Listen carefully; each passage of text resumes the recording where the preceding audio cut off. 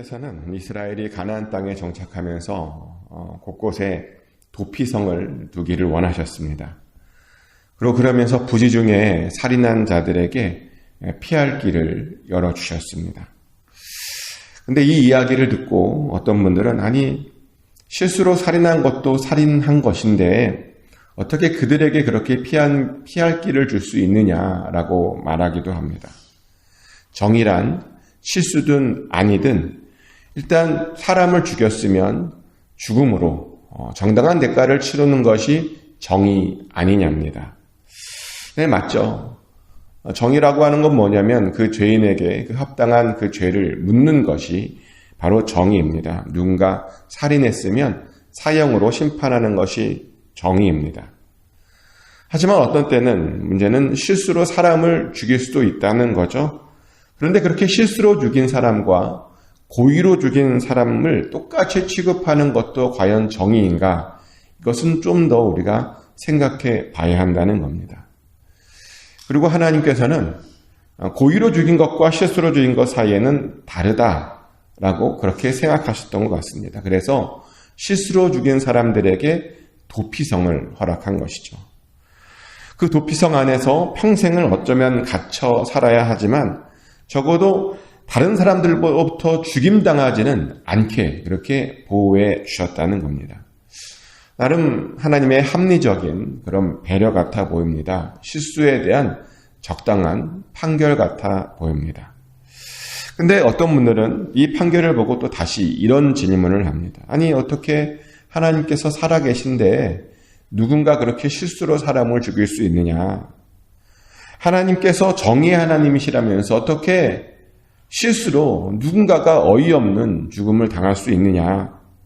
그 죽은 사람은 얼마나 억울하겠느냐라고 말을 하기도 하죠. 근데 그렇죠. 누군가의 실수로 내가 죽는다면 굉장히 억울할 것 같기도 합니다. 하나님 살아계시다면서요. 모든 것을 다 알고 계시고 모든 우주를 다 주관하고 계시고 통제하고 계신다면서요. 근데 어떻게 실수로 누군가가 죽을 수 있느냐는 것이죠. 말도 안 돼 보입니다. 하나님께서 정말 살아계시고 온 우주를 통치하고 계시다면 그런 억울한 죽음은 사실은 없어야 하겠죠. 그리고 실제로도 사실은 우리가 잘 몰라서 그렇지 억울한 죽음은 하나도 없습니다. 우리 눈에는 억울해 보이지만 하나님의 입장에서는 억울한 죽음이란 없습니다. 하나님께서는 모든 죽음을 통제하시고요. 그러다 보니 우리가 종종 아주 가끔 또 알게 되는 건 뭐냐면 죽음이 어떤 때는 그 나쁜 것만은 아니었음을 또한 알게 될 때도 있다는 겁니다. 때로 우리는요, 죽음을 통해 아이러니한 건데 죽음을 통해 큰 복을 받기도 합니다. 예를 들어서 기독교인의 최고의 복이 뭐라고 생각하십니까? 학자들은 우리 기독교인의 최고의 복이 순교래요. 자신의 목숨을 통째로 하나님께 바쳐드리는 최고의 예물이 순교라고 말합니다. 그래서 많은 학자들이 다 하는 말인데 순교란 기독교에서 가장 영광스러운 일이고 복된 일이다라고 말을 합니다. 그래서 인제 하나님께서 아무나에게 그렇게 순교를 허락하지 않으십니다. 감당할 만한 사람, 준비된 사람에게만 특별히 허락하시죠. 그래서 순교는 축복의 죽음이다라고 우리가 보통 말을 합니다. 또 오랜 질병으로 고통당하는 자들에게도요, 죽음은 축복일 수도 있겠다라는 그런 생각을 해본 적이 있습니다. 너무 아파서 하루하루를 너무 힘들어하고 있는 그런 분들을 볼 때마다 그런 생각이 듭니다. 그리고 그런 분들 중에는 여러분 잘 모르겠지만 정말 죽음을 소망하는 그런 자들도 있습니다. 오죽하면 안락사라는 말이 나오겠습니까?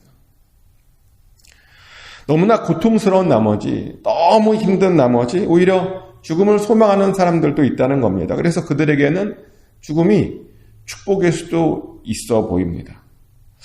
또 우리는 누군가의 죽음을 통해서 큰 은혜를 받고 변화받기도 합니다. 실제로 누군가의 죽음을 보고 삶의 소중함을 다시 느끼게 된 사람들도 있죠.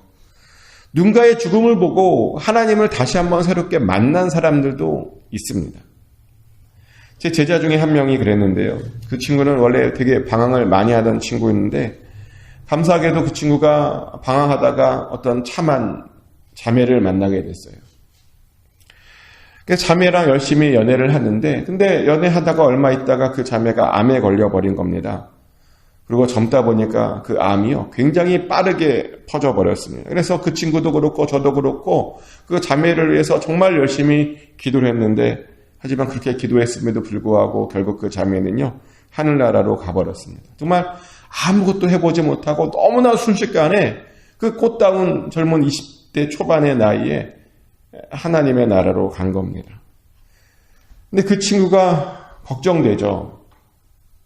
원래 방황하던 친구여서 이제 좀 마음을 잡나 싶었는데 너무 걱정이 되었습니다. 근데 놀라운 일이 일어났는데요. 그 친구에게 뭐라고 말하냐면 자기 여자친구도 천국에 갔으니까 나도 천국에 가고 싶다고, 나도 그 나라에 꼭 가고 싶다고, 그러면서 이제 방황을 마치고 새로운 삶을 살겠다라고 그런 결단을 하더라고요. 그 여자친구가 죽고 나서. 그러더니 정말 완전히 새로운 사람이 되었고요.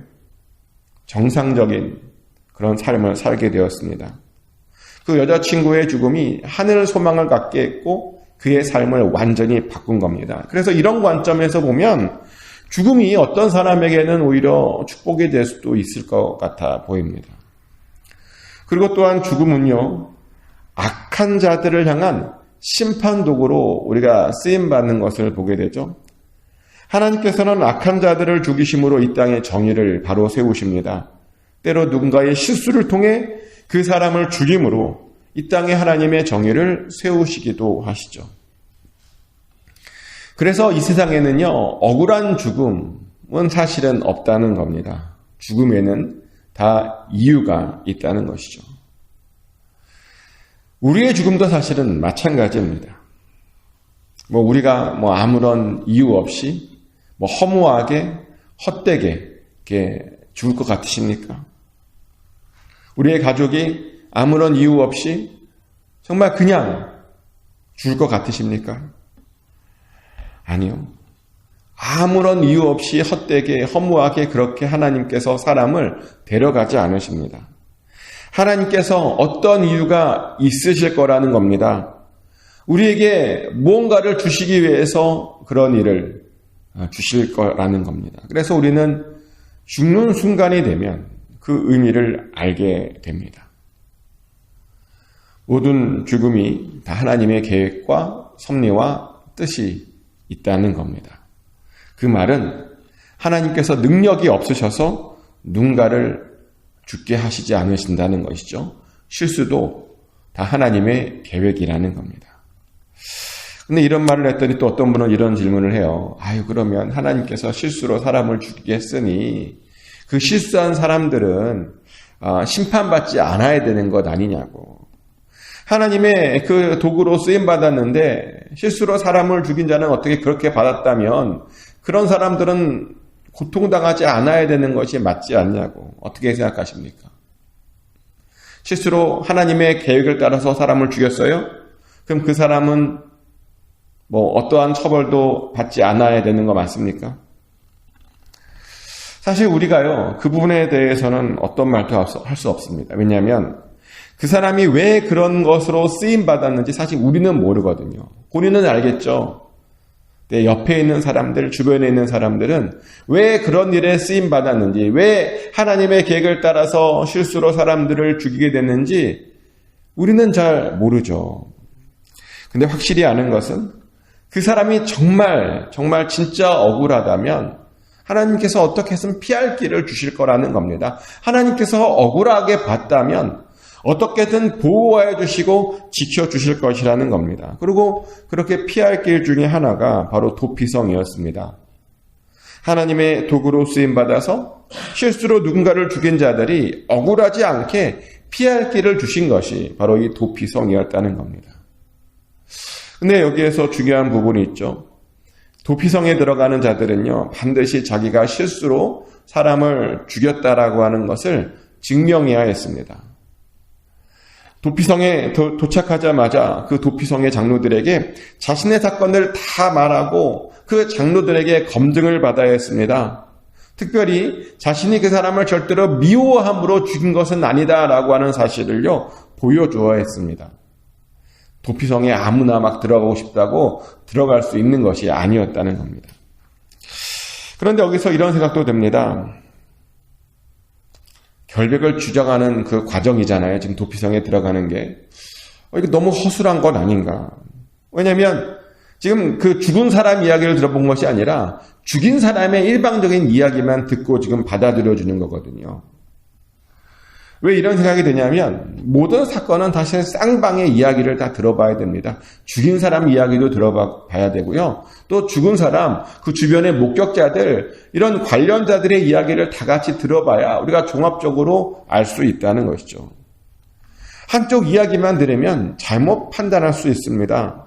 그래서 우리가 재판할 때도 검사도 있고 변호사도 있고 뭐 그런 것 아닙니까?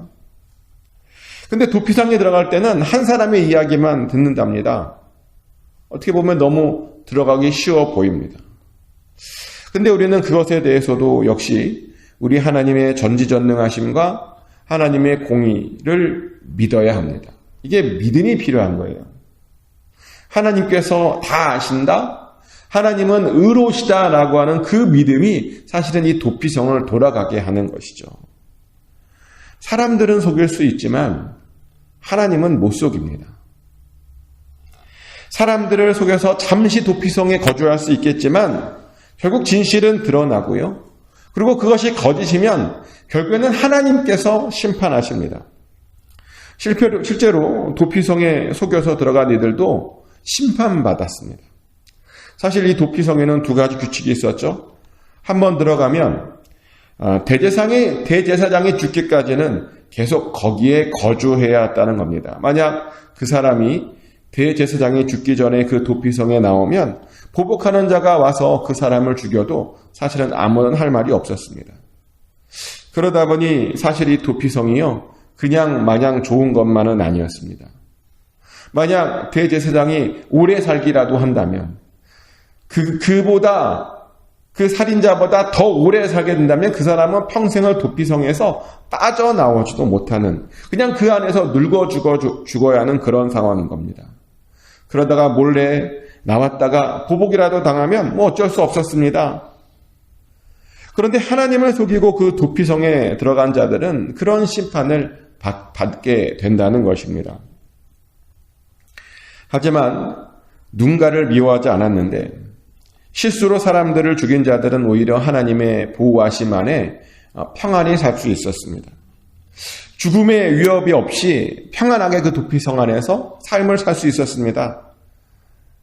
그래서 그들은 뭐만 증명해야 됐냐면 내가 누군가를 미워하지 않았는데 내가 실수로 죽였다라고 하는 것을 증명하기만 하면 되었습니다.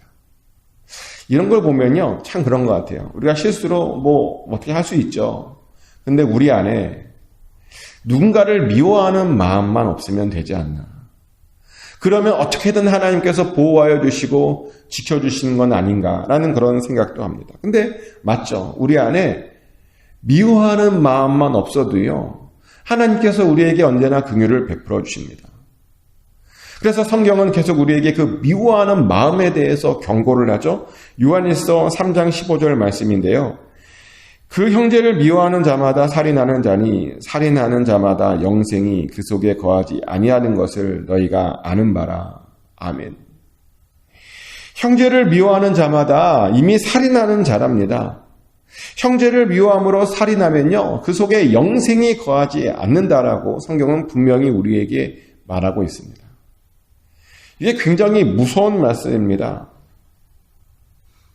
미워하는 마음이 없어야 영생을 얻을 수 있다. 근데 왜 그런 일이 일어나냐면, 왜 우리 안에 미워하는 마음이 있으면 영생을 못 얻냐면요, 찾아보니까 그 이유가 또 성경에 나오더라고요. 요한일서 4장 20절 말씀입니다. 누구든지 하나님을 사랑하노라 하고 그 형제를 미워하면 이는 거짓말하는 자니 보는 바 그 형제를 사랑하지 아니하는 자는 보지 못하는 바 하나님을 사랑할 수 없느니라. 아멘. 이런 말이 나와요. 하나님을 사랑한다고 말하고 그 형제를 미워하는 자는 거짓이에요. 그 하나님의 사랑이 거짓이라는 겁니다. 형제를 미워하며 하나님을 사랑한다? 거짓말이고요. 어떻게 보이는 형제도 사랑하지 못하면서 보이지 않는 하나님을 사랑할 수 있느냐라고 성경은 우리에게 말하고 있습니다. 실제로 우리 안에요, 미워하는 마음이 있으면 우리의 믿음이 성장하지 않습니다. 우리 안에 그 미움이 있잖아요. 그럼 우리의 삶에 그 성령의 열매를 맺히지가 않습니다. 그래서 우리 안에 미움이 있으면요, 인생이 잘 풀리지가 않습니다. 그래서 미워하는 마음이 있으면 결국 구원에도 이르지 못하게 됩니다. 왜냐하면 그 형제를 미워하는 그 미움이요, 가만히 있지 않아요. 계속 자랍니다. 계속 자라고, 그래서 결국에는 그게 쓴뿌리가 되고, 그래서 시간이 가면 갈수록 그 쓴뿌리가 자라서 하나님을 향한 미움으로 점점 바뀝니다. 처음에는 분명 그 사람을 미워하는 거였거든요. 근데 나중에 두면요, 그게 해결되지 않으면 결국에는 하나님을 미워하는 그 미움으로 계속 이렇게 바뀝니다. 실제로요, 신앙생활을 꽤 오래 하셨다는 그런 분들 중에서도 정말 놀랍게도 하나님이 밉다라고는 그런 고백을 하는 분들이 있어요.